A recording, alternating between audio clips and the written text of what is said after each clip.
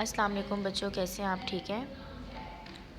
उर्दू का लेक्चर आपका Monday 18 date है आज, ठीक है, 18 नवंबर 2024, ठीक है। आप लोगों का उर्दू का लेक्चर है। बुक्स एंड कॉपीज़ खोलें। उर्दू ए का आज है मंडे, आम करेंगे उर्दू ए का काम।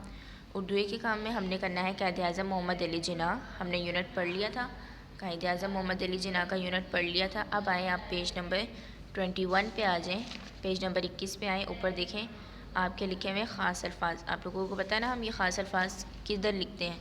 आपने अपनी नीट कॉपीज़ खोलनी है। नीट कॉपीज़ में आपने कायदे आज़म मोहम्मद अली जिन्ना बाब नंबर 12 कायदे आज़म मोहम्मद अली जिन्ना रहमतुल्लाह अलैह हाइडिंग दे के नीचे एक और हाइडिंग देंगे प्यारी सी, इमला के अल्फाज।